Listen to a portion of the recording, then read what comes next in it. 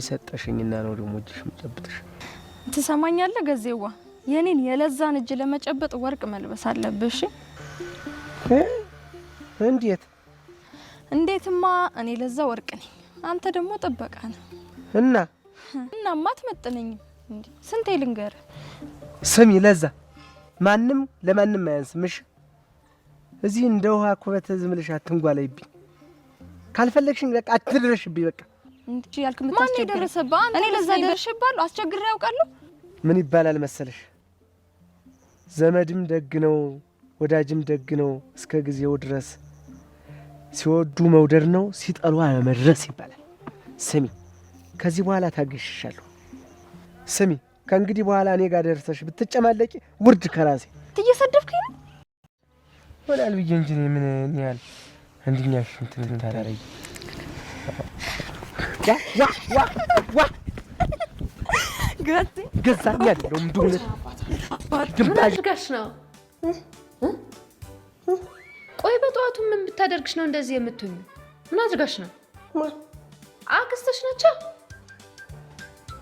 እኔ እንጃ እኔ አላውቅም ግን ማለት ነው አክስቴን ግን አለቃት እንደዚህ ብያለቃት እኔ ምንሽ ወይ ናታን ወጣ እንዴ እኔ አላውቅም ምንም አላውቅም አክስቴን ግን ማለት ነው ዳጣ አንድ ብያለቃት እንደዚህ ምን ዛሬ ገዜና ለዛ በጣም በከባድ ችግር ውስጥ ይገኛሉ ማለት ነው ምክንያቱም እሷ የቀልድ አስመስላ እየተጫወተች እሱ አምሮባት ይገኛል ወይ ምራቸው አይለይ ወይ ቀልጃቸው አይለይ ወይ ጫዋታቸው ወይ ሳቃቸው እውነት መናገር ለየነሱ ልጆች ግን ጥያቄ እየፈጠረብኝ ነው የራሱ እንደዛ እያደረገ ይገኛል ማለት ነው እሷም እንግዲህ እየተጫወተች ነበረ እሱ ጋር ለታወራ ስትሄድ ምን እንደምፈልገሽ ነው ከዚህ በኋላ እንግዲህ ምንም እኔ ቶና ያላት እውነት መናገር ወንድ ልጅ በአብዛኛው ክብር ይጠብቃል ክብሩንም ነካ ያደረገች ትገኛለች ማለት ነው እኔ ለዛ በዚህ በቀላሉ ነገር ታገኘኛለህ አታገኘኝም ምክንያቱም እኔ ለዛ አንተ እኮ ዘበኛ ነህ እያለችው ነው አንቺ ሰራተኛ አይደለሽ ኧረ ታይ ለዛ ታይ እውነት ምንም ይስራ ምንም ስራ ነው የትም ይሁን ስራ እንዲያው መኩሪያ ነው ስለዚህ እሷ ደግሞ ዘበኛ አላገባም አልነካም እያለችው ነው ማለት ነው አንተ ዘበኛ ነህ እኔን አመጣነኝም እያለችው ትገኛለች አንቺ ስቃጣቢ አይደለሽ የሰው ሽንት ቤተሰብ ቃጣቢ አይደለሽ ለእውነት እኛም ራሳችን አንዳንዴ እውነት መናገር ራሳችንን ከፍ ሰዎችን ዝቅ ማድረግ የለብንም ሁሉንም ሰው እኛው ጋር እኩል አድርገን ማየት አለብን ምክንያቱም እኔ ዛሬ እንደዚህ ሆናለሁና ነገ እንደዚህ ነገና ዛሬ እንደዚህ ማለት አይቻልም ነገ የሚፈጠርብን ቀን ምን እናውቃለን ምንም የምናውቀው ነገር የለም አይደለ ቤተሰብ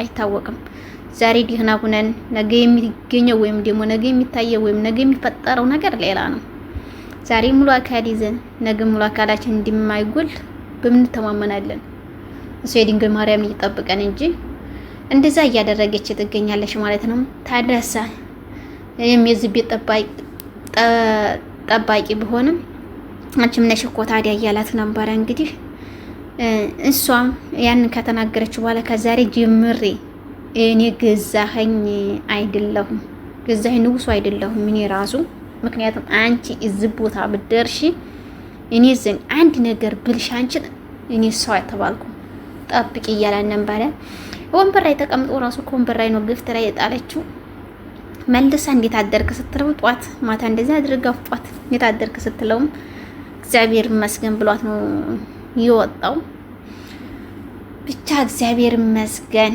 መልካም ነው ስለ ሁሉም ነገር እውነት ለመናገር ብቻ ደስ ይላል ጥሩ ነው አንዳንዴም እንደዚህ ያለ እንትን ውስጥ ሲኮን ማለት ነው በዛ አጋጣሚ አሁን ላይ ናታንም ያናደድን ይገኛል ቤተሰብ ምክንያቱም ሁለቱንም ምን ሊያደርጋቸው ነው እውነት ለመናገር ሁለቱንስ ምን ሊያደርጋቸው ነው ተማማቾች በቃ ዳጣ ብትለቅ ደስ ይለኛል ብዬ በበኩሌ አስባለሁ ምክንያቱም ዳጣ የመጣችው ከኋላ ነው ሲቀጥል ደግሞ አቤጌል እንደምወደው ታውቃለች እንደምወደው ነው እሷ አይገባችውና ናታንንም ስትጠይቀው አይ ምንም ነገር የለም ምንም ነገር አትፈጠር ነው የሚላት እሷ እየሰማችው እያለ ማለት ነው ብዙ ነገር ብዙ ሚስጥሮች እየሰማች ነው።